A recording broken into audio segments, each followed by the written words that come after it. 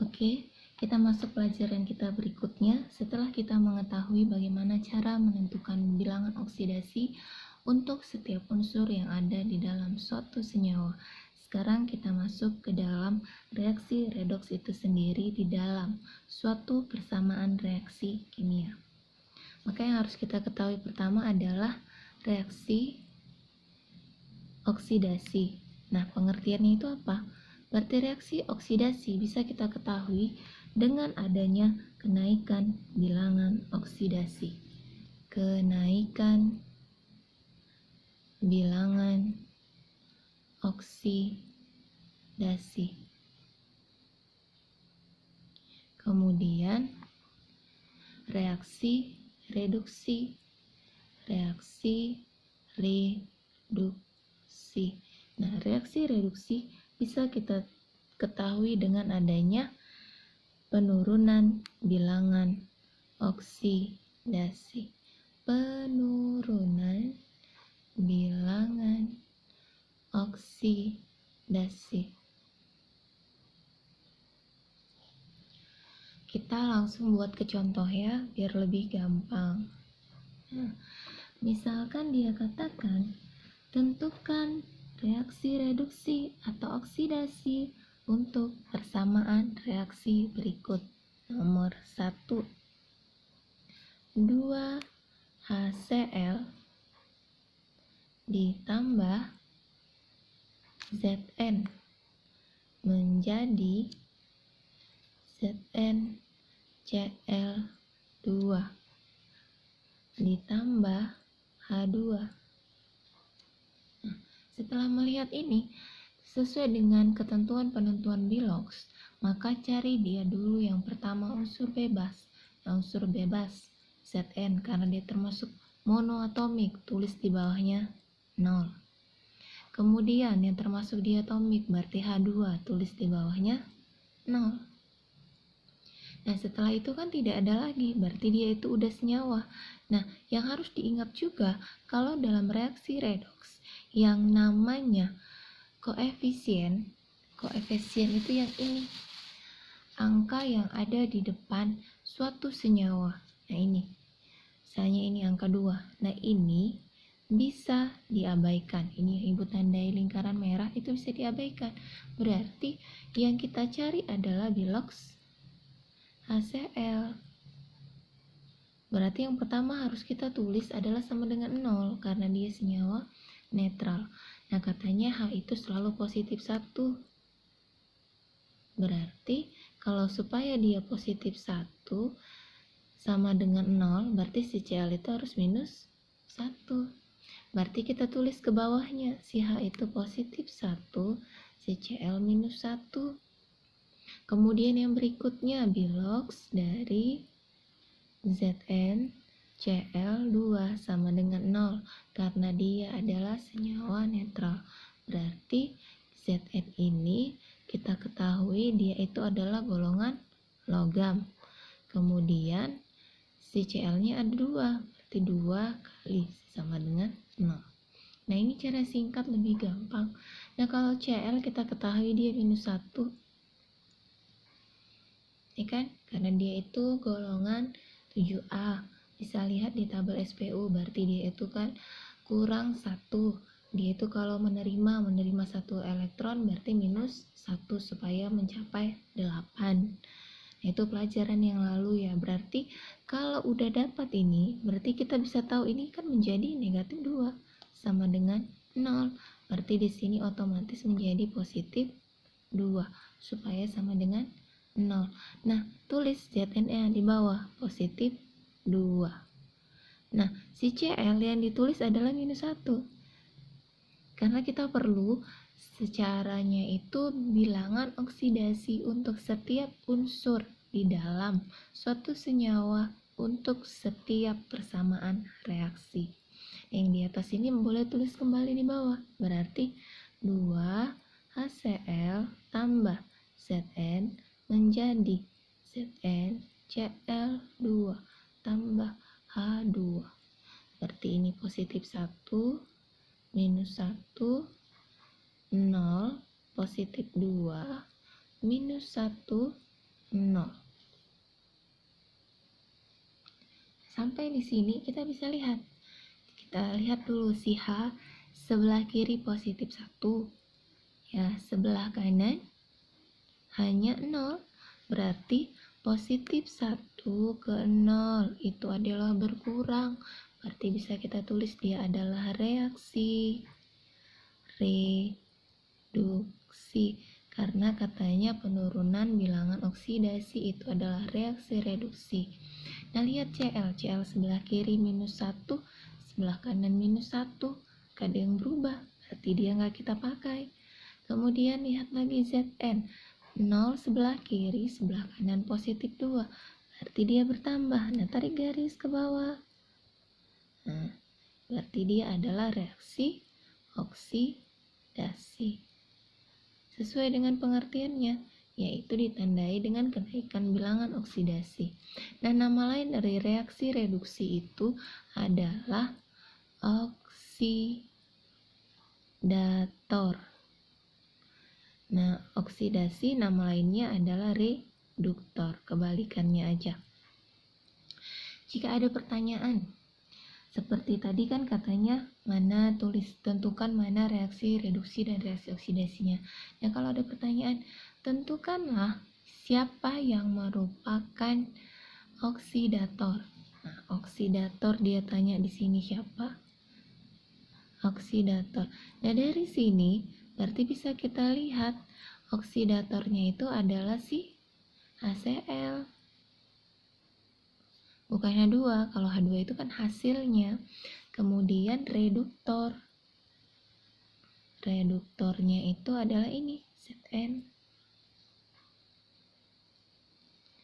Oke, ini contoh nomor 1. Nah, sekarang nomor 2 biar lebih paham. Misal ada muncul yang agak panjang ya. Tapi sebenarnya nggak terlalu panjang sih. Kalau udah tahu ketentuan, kita tulis. Misal MnO2 ditambah 4 HCl menjadi MnCl2 ditambah Cl2 ditambah 2H2O. Nah, ini kan kelihatannya panjang nih, tapi kalau udah tahu nggak ada masalah. Oke, yang pertama kita lihat adalah yang mana unsur bebas. Unsur bebas atau senyawa bebas. Nah, ini yang paling gampang yang sama dengan 0, yang sedikit lah ya, berarti Cl2 sama dengan 0 karena dia dianggap sebagai unsur bebas, yaitu unsur diatomik. Oke, kemudian lagi kita lihat lagi yang sedikit lah. Ada lagi ya, habis ya, berarti kita tinggal buat bilox Mn pertama. Berarti bilox Mn O2 sama dengan 0. Berarti Mn ada 1, tulis dia 1 dalam kurungnya, kemudian tambah dia dengan 2 kali si O supaya sama dengan 0.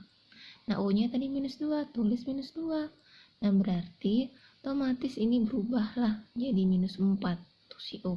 Berarti sebelahnya harus positif 4. Berarti kita tulis positif 4 di bawah Mn, dan di bawah O itu negatif 2.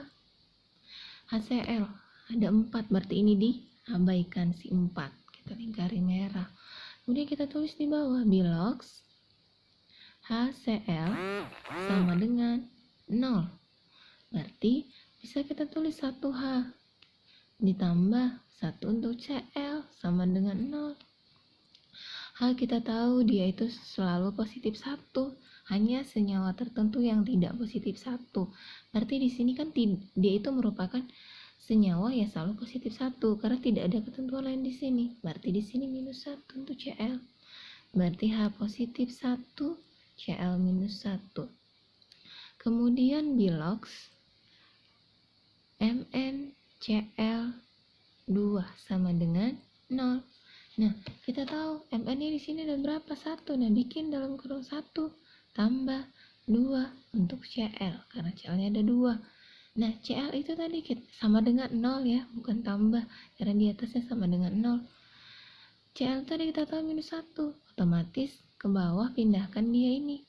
2 kali minus 1 jadi minus 2 sama dengan 0. Nah, berarti di sebelahnya harus menjadi positif 2. Pindahkan positif 2 minus 1 di bawah CL ya. Ini menulisnya harus pas di bawah unsur-unsurnya, bilangan oksidasinya, biar gampang untuk menentukan mana yang bertambah dan mana yang berkurang. Kemudian ketemu 2H2O, berarti 2-nya diabaikan. Nah, berarti tulis bilox H2O sama dengan 0. Berarti H-nya ada 2. 2 kali untuk H tambah O-nya 1. O itu selalu minus 2. Tulis minus 2. Berarti supaya sama dengan 0. Nah, ya supaya sama dengan 0. Berarti di sini harus positif 1. Maka positif 2 ketemu dengan minus 2 sama dengan 0. Jadi udah benar.